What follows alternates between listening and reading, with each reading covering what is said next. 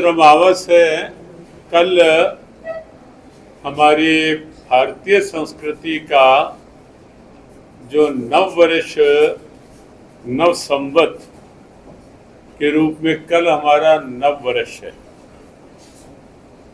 यद्यपि विश्व में एक प्रचलित परंपरा के अनुसार या कैलेंडर वर्ष के अनुसार 1 जनवरी को ही नया वर्ष की परंपरा पूरे विश्व में है, लेकिन बहुत से कारण ऐसे हैं जिन कारणों से वो हमने अपने पत्रक में भी दिया कि वो कारण प्राकृतिक, वैचारिक, व्यवहारिक और वैज्ञानिक कारण है वो कि नव संवत ही नव वर्ष क्यों। तो अपने समाज में, पूरे देश में, विश्व भर में भगवद गीता की इस उपदेश स्थली से ये अपनी भारतीय सनातन वैदिक परंपरा का उद्घोष इस रूप में हो कि हमारा नव वर्ष नव संवत है और वो क्यों है, उस रूप में कल एक कार्यक्रम का आयोजन कुरुक्षेत्र में किया जा रहा है। उस आयोजन में नगर की लगभग सभी संस्थाओं को, कितनी संस्थाएं हैं? 50 सामाजिक मिला के 100 संस्था, धार्मिक सामाजिक सब संस्थाओं की 2 बार लगभग 200 लोगों की यहाँ बैठक की गई। क्योंकि हम कोई भी कार्यक्रम जो है वो हम एक सद्भावना कार्यक्रम बनाना चाहते हैं कि वो नगर में, क्योंकि सनातन सबका है, राष्ट्र स्वाभिमान सबका है, तो इसलिए सबका भाव सद्भाव जुड़े। तो इसलिए ये कार्यक्रम एक सामूहिक सद्भाव के रूप में रखा गया है। तो उसमें हम कल 4 बजे यहाँ ध्वजारोहण करेंगे। यद्यपि नगर के लोगों को ब्रह्म सरोवर पे ही 5:30 बजे आमंत्रित किया गया है, लेकिन कुछ हमारे आसपास के लोग बहुत दूर से नहीं आमंत्रण की, हर नगर में हमने परंपरा प्रारंभ करवाई है। जैसे कल करनाल में सुबह 108 कुंडी यज्ञ से हम प्रवेश कर रहे हैं नव वर्ष में। तो हर नगर में, तो यहाँ केवल जिला कुरुक्षेत्र आसपास के कुछ लोगों को, तो वो यहाँ से आके, यहाँ से हम लगभग 4:45 बजे पैदल कीर्तन करते हुए ब्रह्म सरोवर की ओर चलेंगे। और 5:30 बजे का समय सबको वहाँ दिया गया है। वहाँ नव वर्ष के प्रारंभ में सामूहिक आरती करेंगे, ब्रह्म सरोवर पे गीता पाठ करेंगे और फिर कुछ भजन भाव होगा, भजन संध्या का कार्यक्रम होगा वहीं ब्रह्म सरोवर पे ही, और महाप्रसाद होगा। तो ऐसा एक कार्यक्रम आयोजित इस उद्घोष के साथ किया गया है कि सनातन संस्कृति का गौरव प्यारा, नव संवत नव वर्ष हमारा, गीता भारत का सम्मान, नव संवत सनातन स्वाभिमान, ऐसे कुछ उद्घोष उसके साथ जोड़े गए हैं। तो उस दृष्टि से कल का एक कार्यक्रम, उसमें कल आपको आमंत्रण, हमारी एक पूरी संयुक्त टीम बनी हुई है जिसमें सभी संस्थाओं को साथ जोड़ा गया है। हमारे निको जी उसके कोऑर्डिनेटर हैं, संयोजक हैं उस टीम के। और लगभग 2 बार तो यहाँ, एक बार हमारी उपस्थिति में, एक बार हमारी शारीरिक अनुपस्थिति में हम द्वारका जी में थे। 5 दिन का एक बड़ा आयोजन था वहाँ पे। तो पीछे से भी एक बैठक हुई और हमें प्रसन्नता है कि हमारी शारीरिक उपस्थिति नहीं थी तो भी लगभग नगर की सभी संस्थाएं और 200 लोग यहाँ लगभग इकट्ठे हुए और सबने मिलकर इस बात को सहर्ष भावना के रूप में लिया कि मिल करके ऐसे उत्सव सबको मनाने चाहिए। हाँ, इस विषय में किसी को कोई जानकारी लेनी हो या कुछ और बताना हो?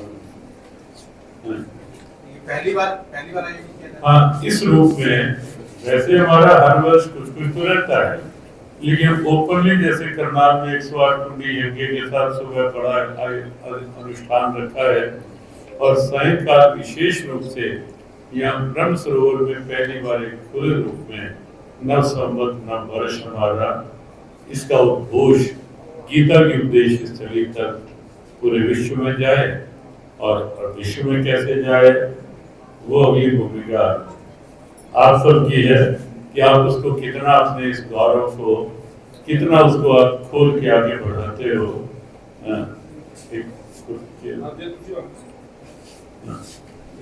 तो वो आप सब की सद्भावना साथ जुड़ेगी तो हमें लगता है कि निश्चित ही कोई आ जाता।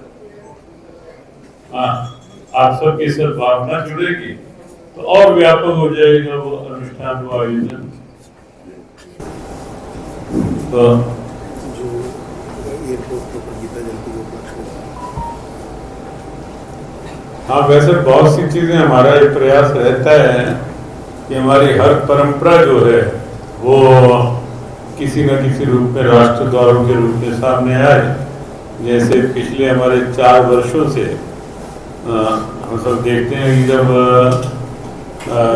क्रिसमस होता है तो देश के सारे एयरपोर्ट और सब सम्मिलित होते हैं, सब किशोर और सब, वो लगता है कि एक अलग रूप में। तो हमने एक बात रखी कि जब वो शुभकामना एयरपोर्ट भर सकता है तो हमें गीता जयंती के लिए क्यों नहीं स्पेस मिल सकती है एयरपोर्ट और रेलवे स्टेशन पर। तो पिछले 4-5 वर्षों से दिल्ली के तीनों टर्मिनल्स पे अराइवल पे भी और डिपार्चर पे भी दोनों में हमें 8 बाय 8 का एक स्पेस वहाँ मिलता है, शायद किसी ने देखा भी हो।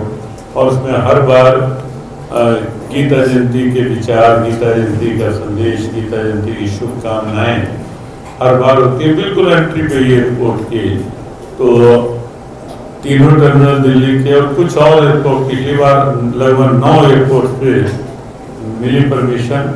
और इस बार हम प्रयास में हैं कि 6 महीने पहले से उस अभियान को शुरू करके कि हर एयरपोर्ट पे गीता जयंती की शुभकामनाएं लिखी हों, हर रेलवे स्टेशन पे गीता जयंती के संदेश लिखे हुए हों।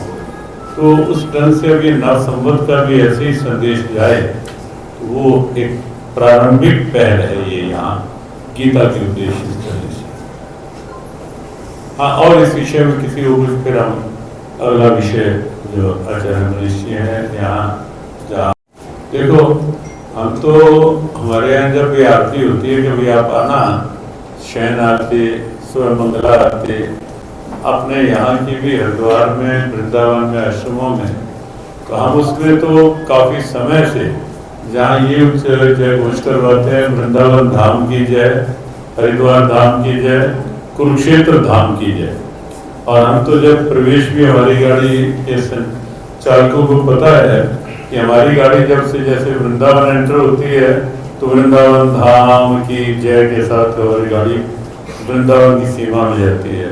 हमारी गाड़ी जब कुरुक्षेत्र में आती है तो गाड़ी में बैठे लोगों को पता होता है कि एक बार हम कुरुक्षेत्र धाम की जय बोल के तब प्रवेश करते हैं कुरुक्षेत्र।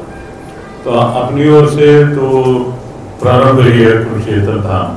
हाँ, उसकी व्यापक मान्यता यही निमित्त बनेगी उसके कि हम जब लिखना शुरू करेंगे, जैसे मान लो गीता जयंती के संदेश है उसमें अब एक बात देखो ना, एक परिवर्तन आया ना कि पहले हर जगह बाहर में लिखा होता था महाभारत की उपदेश, महाभारत स्थली की कुरुक्षेत्र, लैंड ऑफ महाभारत।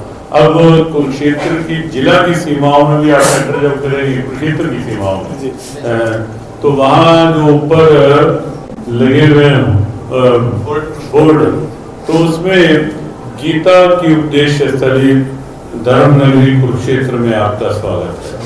तो ये कम से कम ये पहल, कुछ चीजों की पहल हुई है कि अब महाभारत की युद्ध स्थली नहीं, अब गीता की उपदेश स्थली कुरुक्षेत्र के रूप में और विश्व भर में अब लोग इस रूप में कुरुक्षेत्र को जानने लगे हैं कि अब कम लोग आपको मिलेंगे जो अच्छा ये कुरुक्षेत्र हो जहाँ महाभारत युद्ध हुआ था। अब आपको अधिकतर लोग मिलेंगे जो ये कहेंगे जहाँ गीता उपदेश हुआ था। ये एक परिवर्तन का दौर हुआ है। तो ये भी निश्चित आपकी बात को अपने स्तर पर और आगे बढ़ाने के लिए कि कुरुक्षेत्र धाम, इसको लिखना भी प्रारंभ करेंगे।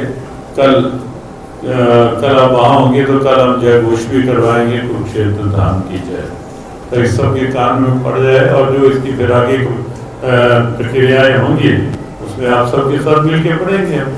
महाराज जी, एक आपका और समर्थन चाहिए। गीता अंतर्राष्ट्रीय गीता जयंती के उपलक्ष्य में मैं कहूँगा कि जो इंटरनेशनल एयरपोर्ट्स हैं वहाँ पे बोर्ड लगने शुरू हो गए।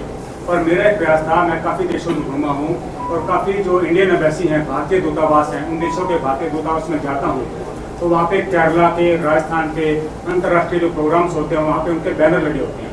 तो अपने एम्बेसडर्स को बोलता हूँ तो यह अगर से संभव हो सकता है कि अंतर्राष्ट्रीय गीता जयंती के जो बैनर हैं, बोर्ड है, वो वहाँ पे लगे। अच्छा विचार है। तो मैंने एनईए को ये कहा था कि जो मिनिस्ट्री नहीं, बहुत सुंदर नोट करो जरा, ये निश्चित अच्छा विचार है आपका और इसको आगे बढ़ाने का काम। कि एक बार हमारा जब भगवद गीता 5151 लाल किला पे हमने किया था, विश्व को ये बताने के लिए कि गीता उपदेश कितना पुराना है, ताकि ये भ्रांतियां ना रहे। कोई कहता है हमारे से शुरू हुई गीता, कोई कहता है तब हुई। तो पूरे विश्व के सामने उस पर डिबेट्स भी हुई, संसद में भी आवाज पहुंची। तो उस कार्यक्रम में हमारे यहाँ 27 देशों के एम्बेसडर एक साथ आए थे। अभी भी आप म्यूजियम में जाएंगे तो बाहर निकलते से पहले प्रवेश करते ही आज भी वो लाल किला का चित्र लगा हुआ है। 27 देशों को, राजदूतों को इंग्लिश की भगवद गीता भेंट की गई थी और उनको सबको वहां बुला के वो किया गया था। बीच में कोविड आ गया। हमारा प्रयास था कि एक एम्बेसी में कुछ लिखित संदेश जाए गीता के, और लेकिन आज आप इस बात से हम निश्चित इस पे और अच्छे ढंग से आगे प्रयास करेंगे कि कैसे हम इस बार की गीता जयंती से पहले कितने देशों की एम्बेसी तक पहुंच सकते हैं और कितने देशों में अपनी भारतीय एम्बेसी दूतावास तक पहुंच सकते हैं, और कितना हम भारत में जो बाहर के दूतावास हैं, एम्बेसीज हैं, हाई कमीशन हैं, कितना वहां तक भी हम ये संदेश पहुंचा सकते हैं। तो इस पर निश्चित आपकी बात को हम आगे बढ़ाने का प्रयास करेंगे। महाराज जी, आशुतोष की यात्रा शुरू की है, आपके द्वारा शुभारंभ किया गया। आने वाले समय में कितना इसका सार्थक परिणाम निकलेगा? देखो, कोई भी जब पहल होती है और अगर पहल अच्छी होती है तो हमें लगता है कि वो बड़ी प्रेरणा बनती है। कल हमें प्रसन्नता हुई कि हमारा तो करनाल में एक बड़ा आयोजन चल रहा है गीता सत्संग का, सुबह 6:30 बजे से 7:30 तक, बल्कि 6 बजे से योग साधना, 6:30 साढ़े 7 ध्यान साधना। उसमें भी हम आप बता रहे थे आज अभी ये लगभग 550 की ठीक गिनती थी और सुबह से 6 बजे साधक आके हमारे साथ ध्यान में बैठ। तो कल हम उस कार्यक्रम में से निकल के 4:30 बजे करनाल से चले। कुरुक्षेत्र में एक अच्छी पहल थी तो इसलिए हमने कहा यद्यपि अब कल लेट हो गए वापस पहुंचने में करनाल, तो कल वो शुरू करवाए। हमें प्रसन्नता कि लगभग 250-250 लोग उस समय वहाँ जब प्रारंभ करवाने लगे तो उतने लोग थे और लगभग 125 लोगों ने पूरी परिक्रमा जो 8 कोस की थी पूरी की थी। तो और अच्छे लोग थे, कुछ वृद्ध लोग भी थे, उन्होंने पूरी परिक्रमा की। तो एक अच्छी पहल भी है और हमें लगता है इस पहल को थोड़ा और योजना के साथ लिया जाएगा तो ये पहल आगे की एक अच्छी प्रेरणा बन के उभरेगी और कुरुक्षेत्र के गौरव के लिए, कुरुक्षेत्र गौरव को आगे बढ़ाने के लिए ये भी एक मजबूत आधार बनेगी ये कल की पहल।